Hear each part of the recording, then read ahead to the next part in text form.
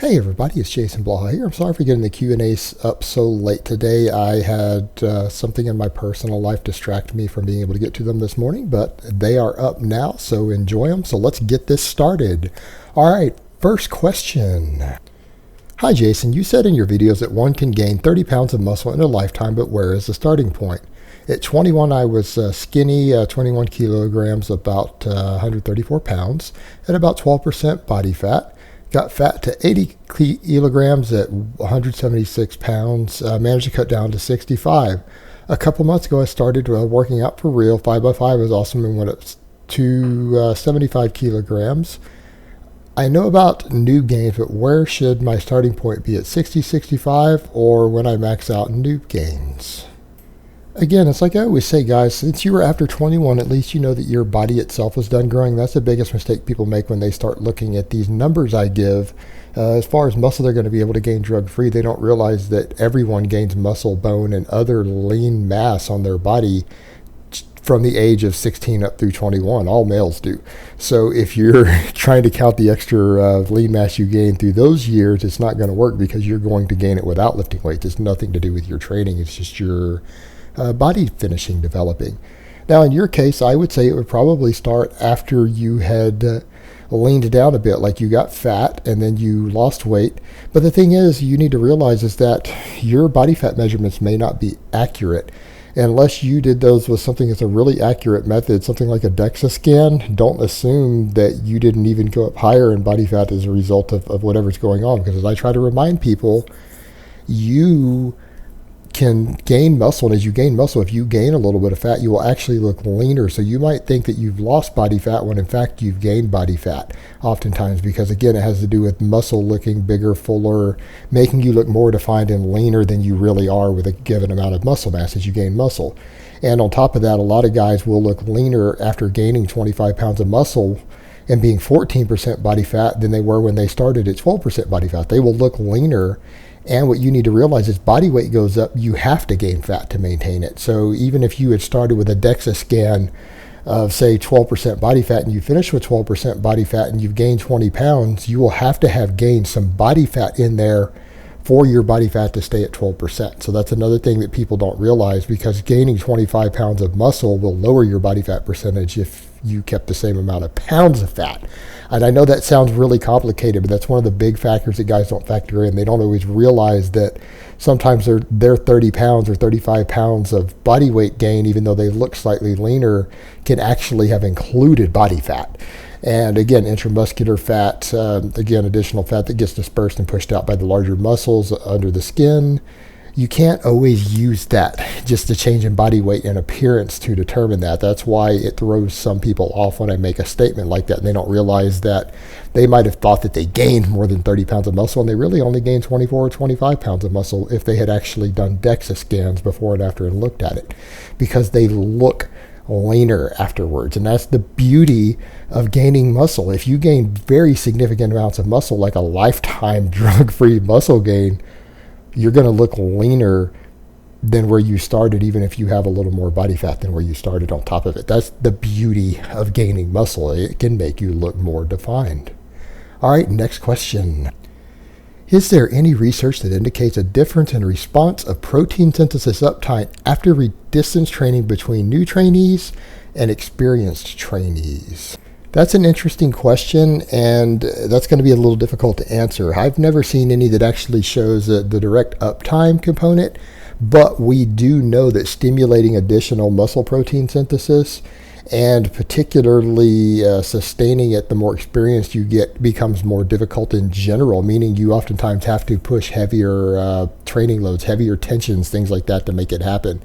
In other words, the more that you've adapted to the training stimulus and training load that you're subjecting yourself to, the less muscle protein synthesis spike it's going to give you in general.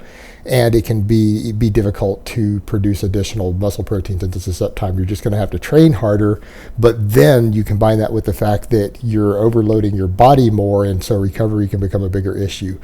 So I guess the real answer would be, yeah, there can be, in the sense that you need to produce total higher training loads to get similar muscle protein synthesis uptime. And you need to keep in mind that you're simply not going to get as exaggerated of a response itself as you train longer. But as far as a lot of research giving you specifics, I'm not aware of any. All right, next question. Hey Jason, this question is about your latest video on rep rage. I'm a novice lifter who's been doing your 5x5. I have come pretty close to injuries with low reps and grinding reps. My risk injury would be much less likely and also less severe if I was working in the 12 to 20 rep range. My goals are to maximize both strength and hypertrophy. Actually, that's not necessarily true that you're going to be at a lower risk, because you're still going to do grinding reps with a fairly heavy weight. And it's those grinding reps that can put you at risk of injury. And the thing that you need to keep in mind with my novice program, anytime your form is breaking down, you stop. It doesn't matter whether it's the 4th or 5th rep in a set. If your form starts to break down and you haven't completed the set, we count that as a failure. So if your form breaks down or degrades on the 5th rep of the 5th set, we would still count that as a failure, because it shouldn't be breaking down. It's the form breakdown that puts you at risk. And you know what? Doing a 20 rep squat or a deadlift to absolute failure can also cause form degradation also. So again, when we talk about muscle failure, that is generally failure with good form. It doesn't mean that you allow form to degrade, and form degradation can become a big deal with really high reps also, particularly with high reps, because you lose focus. You stop paying attention to technique sometimes when those reps get really, really high, and you'll start hitting grinders with really bad form, and it's just as likely to happen, if not more so, with lighter weights and higher rep ranges. So that's not necessarily going to help you. However, if you're just feeling like you're subjecting yourself to injury risk running the novice 5x5, go run my linear hypertrophy program instead. It's less brutal, it's a little easier to recover from, and it's going to put you at less risk of that sort of thing if you're concerned about it. So you have an alternative solution there. All right, next question. Have you heard of anyone feeling lethargic and in lesser of a mood on off days? I train first thing in the morning, and on off days I tend to not feel as good in general throughout the day, mentally or physically. Well, yeah, that does happen sometimes. And if you're feeling really lethargic on your off days and you're not training to compete in something and you have a life, it might be time for you to run a little different program. You might be pushing yourself with too far workloads, pushing your nervous system too hard, pushing your adrenal glands maybe too hard. And again, unless you're, training so hard that you are doing that because you need to compete in something, it's one thing. But if you don't compete in anything and you're doing that, it's reducing your quality of life. It's not necessarily helping you in any way, and it's not helping you towards any sort of competitive goal. It's just making you tired and lethargic. You might want to start backing down your workloads just slightly. Do less sets, do less work to failure, do less grinders on your training days. And again, for most guys, it's an issue of just too much volume and too much time in the gym. So you might want to cut that back a little bit. And of course, if you're training to compete in something, then that's different, because you accept that as the sacrifice of competition. You accept that as a sacrifice of trying to reach a competitive goal.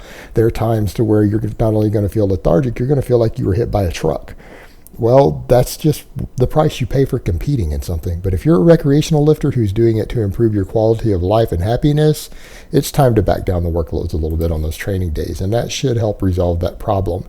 If it doesn't, you could have another medical condition happening, something else going on, in which case you might want to consult your medical doctor about it and see if they can run some tests and find out if there's anything wrong with you. All right, next question.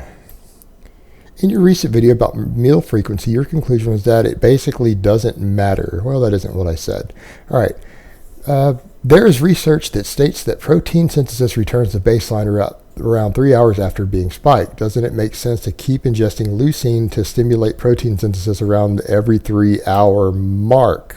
Well, you didn't note the research, and all I'm going to say on that research itself is take Dr. Lane Norton's research lightly. That's all I'll say on that. Now, as far as the actual point, I've never stated 2 meals a day. I've told guys that probably your ideal range is going to be 3, maybe 4 meals a day for ideal muscle protein synthesis, and anything beyond that's just personal preference. It's not really going to particularly help you with your gains. And you guys need to remember there are 2 reasons you see all these serious pro bodybuilders eating so many frequent meals. is number one, sometimes their caloric needs are insanely high and they don't want to eat 2,000 calories in a meal and then eat another one later, so they're spacing them out to get smaller meals in. And two, a lot of these guys are injecting insulin multiple times a day and they have to eat immediately after the insulin over and over. So there's a different reason why you see competitive bodybuilders doing that. But needing to eat a meal every 3 hours for ideal muscle gain is just absurd, silly, and it's a waste of time unless you just happen to enjoy doing that. It makes you feel better and it's your preferred eating pattern. But if you're doing it because you think it's going to help your gains, not necessarily true. It's just personal preference. All right, next question. Given that fish oil is anti-inflammatory, should one consume it before or post-workout? Well, given that we have found that even anti-inflammatory drugs like NSAIDs, the latest meta-analysis has shown that they do not inhibit muscle protein synthesis, they do not inhibit muscle gains in any way that we can determine. Again, now that that's been studied pretty heavily, it's fair to say that something like fish oil, which is dramatically less anti-inflammatory, is not going to affect your muscle gains negatively in any way that I can think of. The only thing to remember where it might affect your muscle gains is that chronically too high of a fish oil intake, which is, the 10 gram a day or more mark, seems to reduce your immune system, and the inhibition of your immune system could cause you to get sick more often, which could affect your recovery and muscle gains and training time. But outside of that, it shouldn't even be a factor. This worrying about timing of minor supplements like fish oil and vitamin C and everything else that people come up with, this tiny minutia has never panned out to show any benefit as far as timing of these things as far as muscle gains. People way overhype this sort of thing. All right, next question.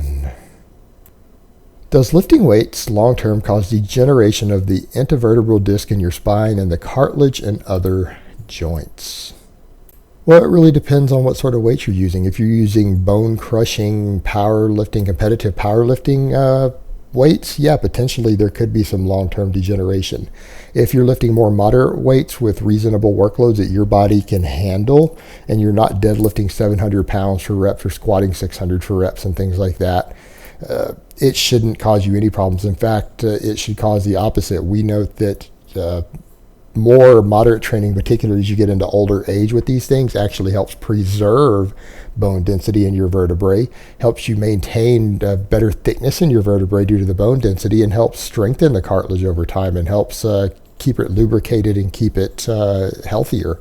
So you get the exact opposite effect with long-term chronic training, again, when you're working with more reasonable workloads. But yeah, I mean, if you're repping 700 pounds on the deadlift and 600 pounds on the squat and things like that for years and years on end, you're possibly going to see some degeneration occur as a result of that.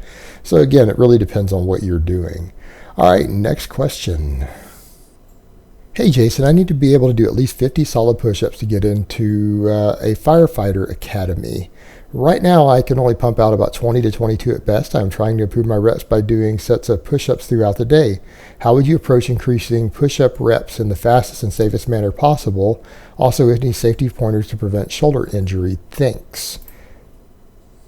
I'm going to recommend greasing the groove style methods. It means you're going to need to do them at least twice a day. You're going to need to do push-ups. You need to determine at any given time, maybe test once every 2 weeks to see what your max push-ups are.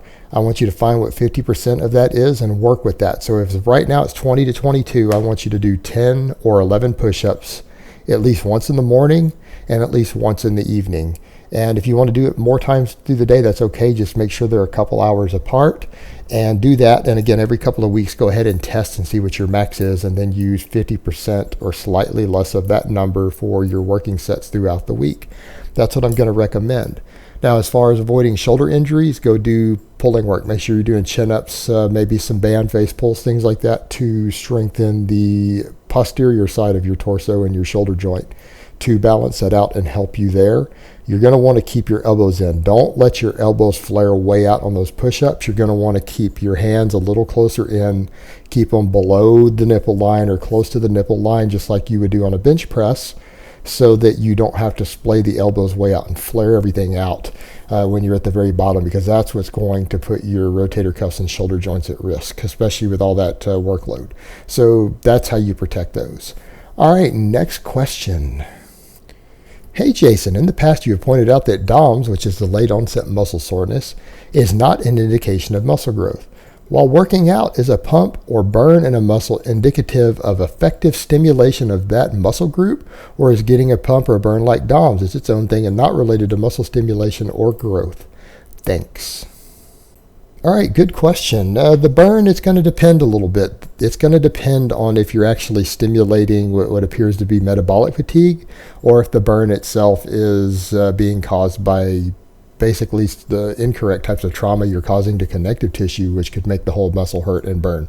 So it's going to be an issue of if you're using sloppy technique or a bad technique or not, and that's what's actually causing the physical pain.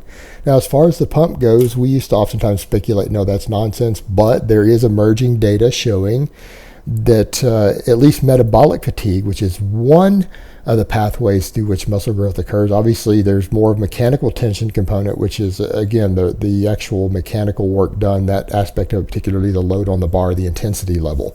But the metabolic fatigue component, once you start getting past about 8 reps or so, metabolic fatigue is absolutely massively correlated with muscle growth, and we are finding that the pump itself can be, not always a guarantee, but it is correlated with additional metabolic fatigue.